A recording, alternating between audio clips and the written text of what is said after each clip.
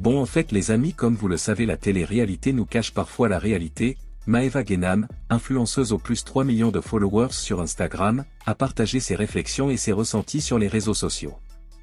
Il a exprimé son désir de ne pas répéter les erreurs du passé, erreurs qui ont causé douleur et souffrance. Dans son discours, Maeva a souligné son désir de grandir et de s'éloigner des erreurs qui ont gâché son parcours. « J'ai beaucoup progressé ces derniers mois », a-t-il déclaré. Maeva a partagé une facette personnelle de son identité, montrant son profond amour pour l'Algérie. « J'ai un amour profond pour l'Algérie », a-t-il déclaré avec une honnêteté surprenante.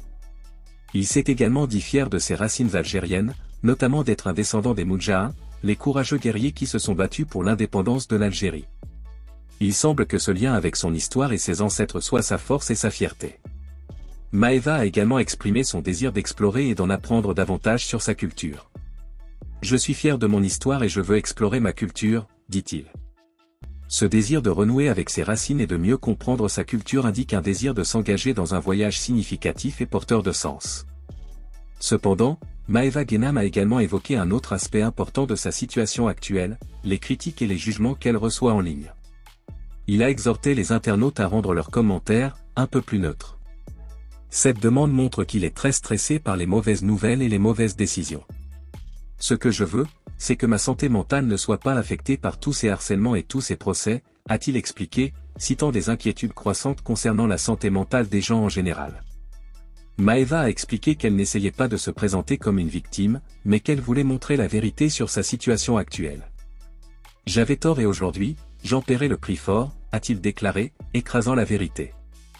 Il a parlé des défis auxquels il a été confronté et a expliqué qu'il faisait l'objet d'une évaluation pour sa santé mentale. Il a ajouté que les pressions et les critiques intenses n'ont fait qu'aggraver son esprit fragile. Enfin, Maeva Guénam a partagé sa profonde perspicacité et son véritable désir de se réinventer et de rester fidèle à ses racines et à ses traditions. Il a demandé à ses disciples d'avoir plus de compassion et de compréhension de sa nature. La combinaison de son développement personnel, de son amour pour ses origines et de ses appels au respect et à la gentillesse en ligne dresse le portrait d'un homme en quête de salut et de réconfort dans le contexte d'un peuple impardonnable. Maeva Guénam donne des conseils à la nouvelle génération pour leur relation amoureuse après avoir vécu avec pas mal de mecs, et pour plus de détails on va écouter ses propos. Ah les filles, ça m'a fait trop du bien. Regardez mon bronzage. En fait avec l'huile Coco Solis, vous bronzez mais genre doré, c'est trop beau. Je me suis mise au soleil les filles. J'ai bronzé, je n'ai pas pu me baigner parce que là pendant 15 jours je peux pas me baigner. Et par rapport à ma fesse. Et j'ai fait une bonne douche, je me suis hydraté le corps, j'ai mis un pyjama qui sent bon. J'ai mis mes petites barrettes d'influenceuse et franchement j'ai passé une trop bonne matinée. Ça m'a fait du bien.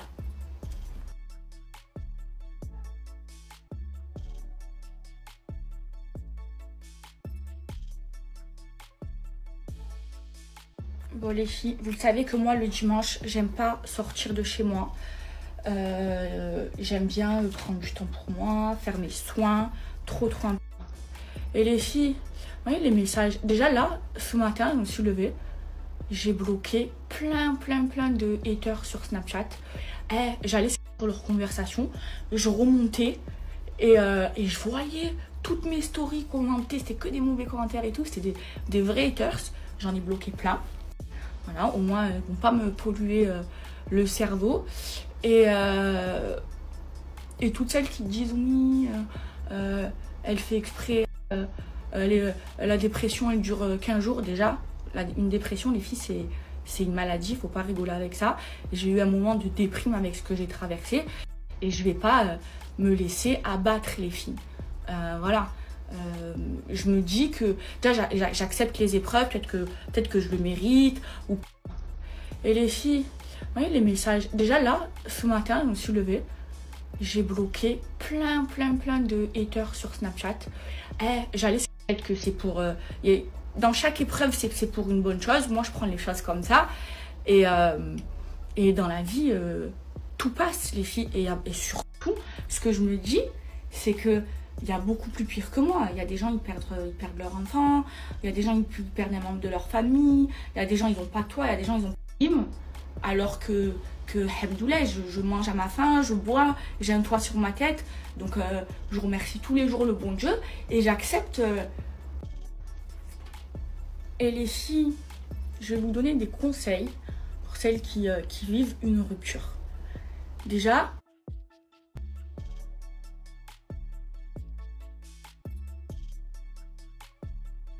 à manger, il y a des gens, ils ont rien.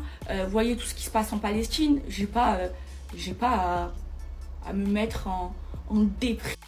Faut savoir si c'est une rupture définitive ou une rupture, voilà, des fois t'es en couple et vous dites c'est fini, le lendemain vous reparlez.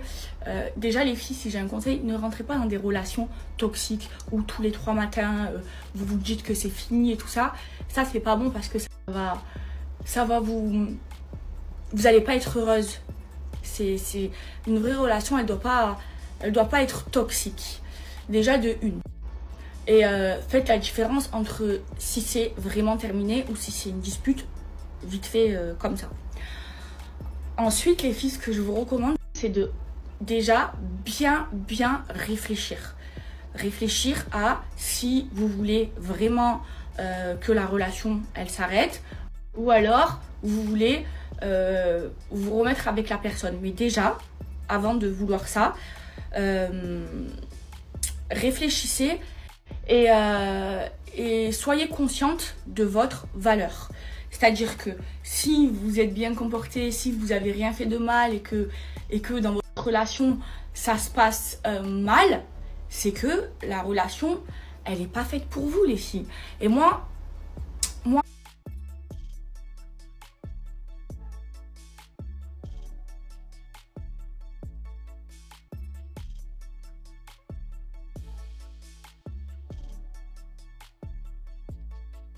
je suis croyante. Vous savez ce que je me dis?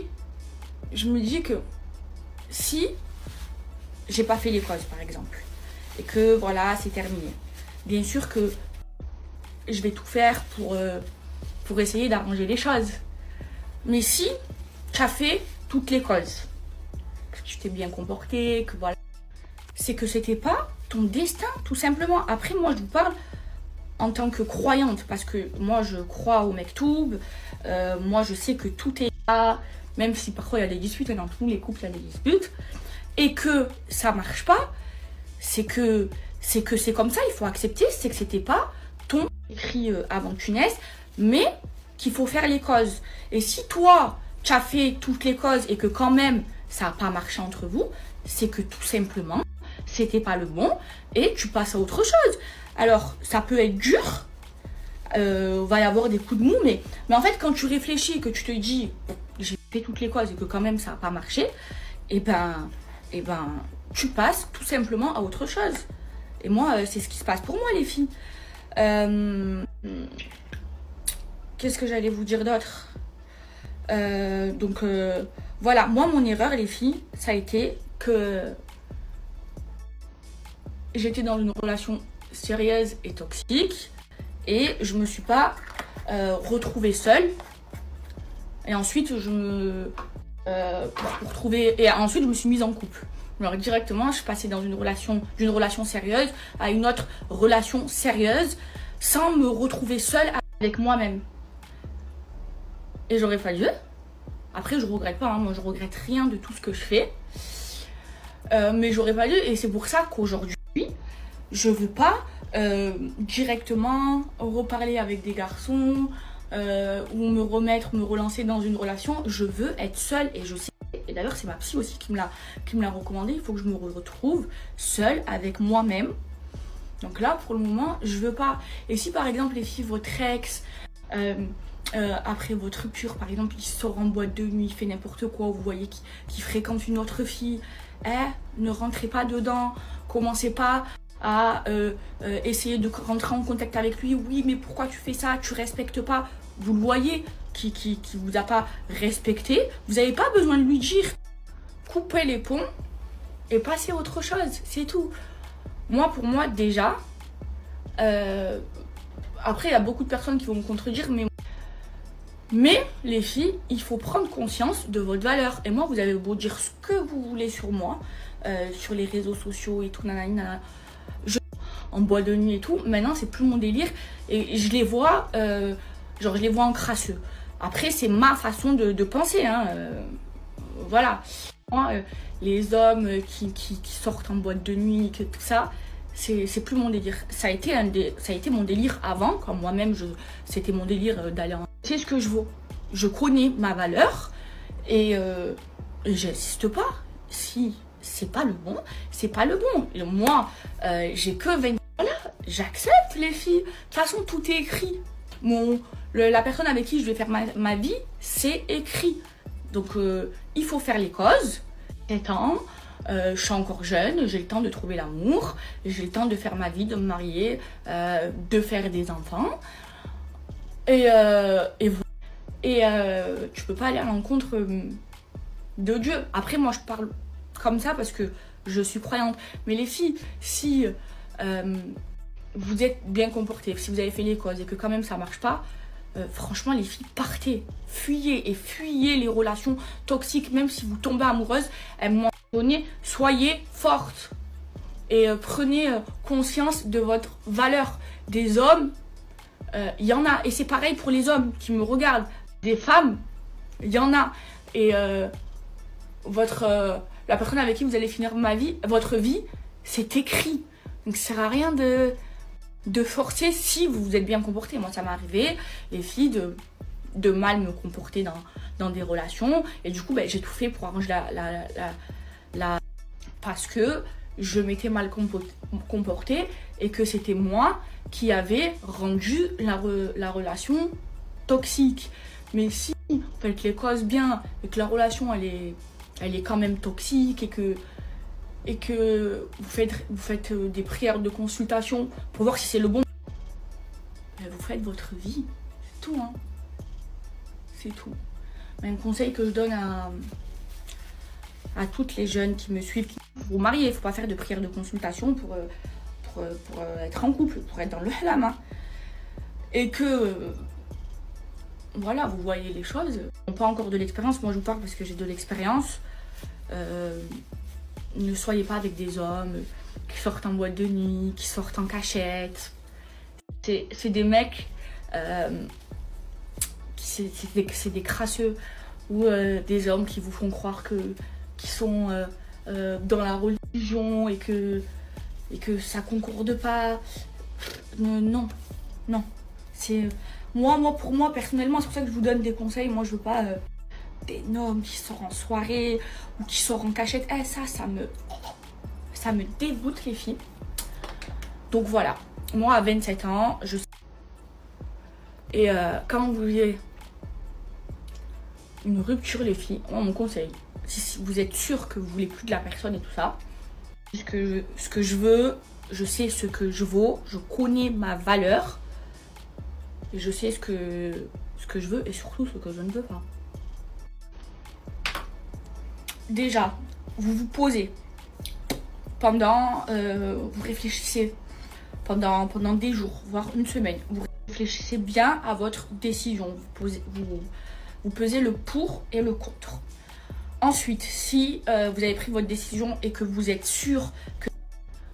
Donc si vous avez pris votre décision et que vous êtes sûr que c'est terminé, que cet homme n'est pas fait pour vous, ou cette femme, hein, je parle aussi pour les hommes, vous supprimez tous vos souvenirs avec eux.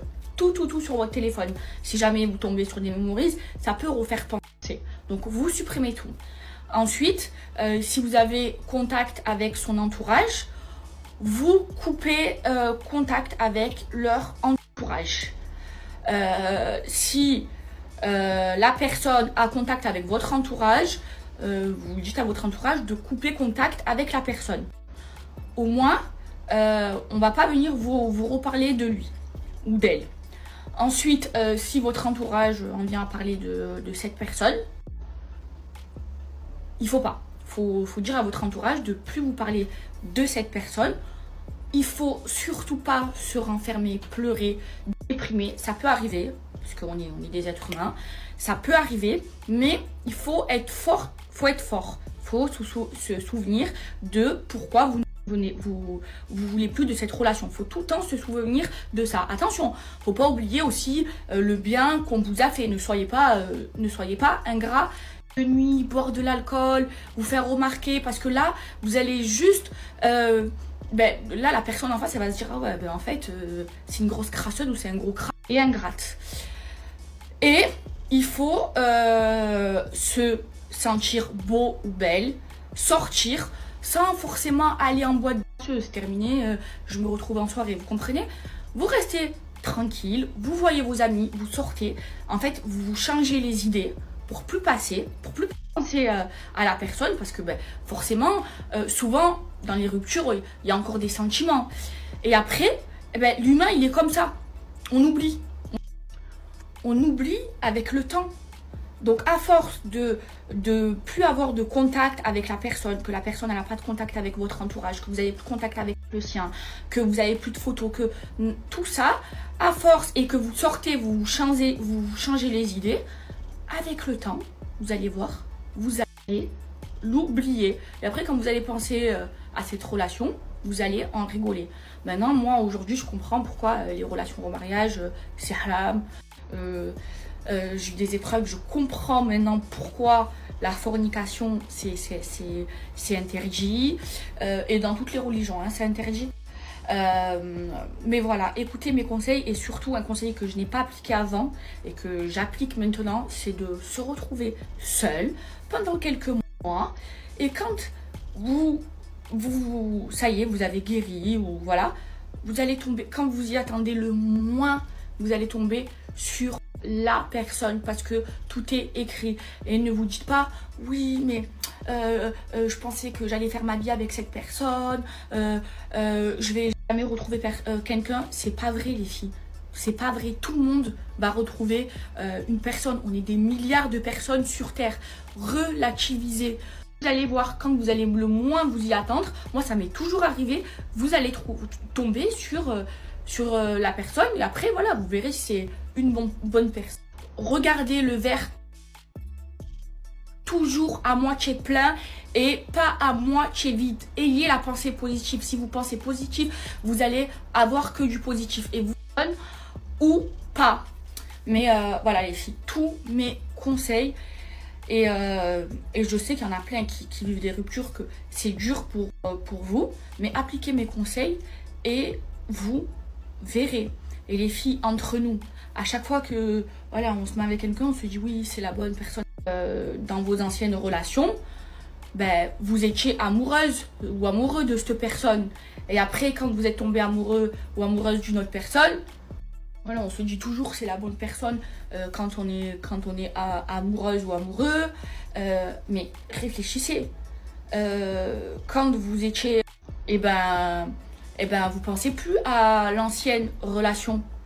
Donc voilà, ça tout s'oublie, tout passe dans la vie, tout s'oublie. Moi avant, ce que je faisais, et ça a été mon erreur, c'est que en fait j'arrivais pas à rester célibataire. Il fallait que je sois tout le temps en couple. Donc directement après ma rupture, je me remettais tout de suite en couple pour oublier.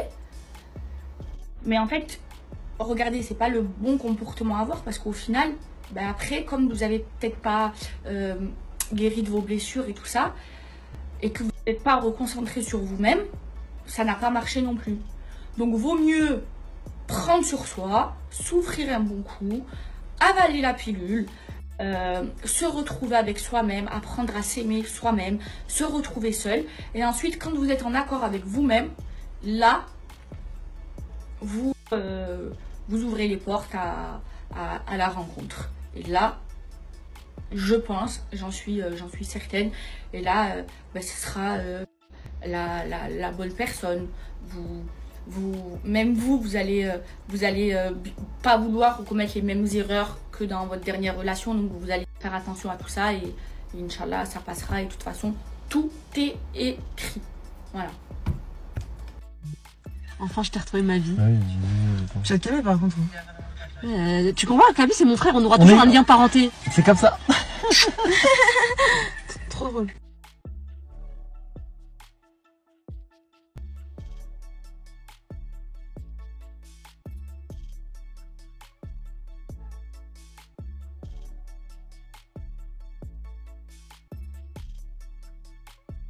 Bon, c'était ça les propos de Maëva Guénam. Pour ses conseils, elle a oublié que le véritable amour dans sa forme la plus pure est un sentiment profond et authentique qui va au-delà des apparences et des mensonges. Cela est évident dans leurs mouvements quotidiens, leurs soins et leurs sacrifices.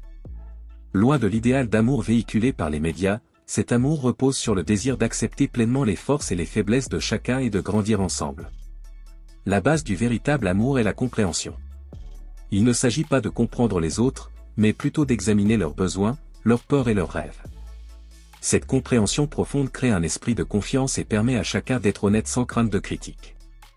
L'honnêteté en amour signifie non seulement dire la vérité, mais aussi agir honnêtement. Il s'agit d'être vulnérable et ouvert, quitte à montrer ses défauts. Le véritable amour implique la véritable dévotion. Il n'est lié ni par des obligations ni par des contrats, mais par un profond désir d'aller vers les autres dans les moments de joie ou de difficulté. Cet engagement conduit à des soins et un soutien mutuel, à un effort pour comprendre les besoins de chacun et au maintien d'un lien émotionnel. Un autre élément important du véritable amour est le respect mutuel. Dans une relation véritablement engagée, chacun respecte son individualité et tente de construire une vie ensemble. Ce respect peut être démontré en écoutant attentivement, en tenant compte des pensées et des sentiments des autres et en acceptant leurs limites. Établir des relations où les besoins et les désirs de chacun sont valorisés et valorisés. La patience est également importante dans le véritable amour. Les vraies relations ne sont pas difficiles. Les conflits et les disputes sont courants lorsque vous êtes ensemble, mais les gérer peut révéler la profondeur de votre véritable amour. La patience nous permet de résoudre les conflits avec compassion et compréhension et de trouver des solutions qui renforcent les relations plutôt que de les affaiblir.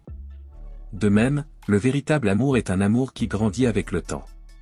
Contrairement à l'amour éphémère, nourri par des passions fortes mais solitaires, le véritable amour naît et se renforce par l'échange d'expériences et de souvenirs entre deux personnes. Et c'était ça les amis, si cette vidéo vous plaît, abonnez-vous et activez la cloche de notification pour ne pas louper aucune de nos prochaines vidéos.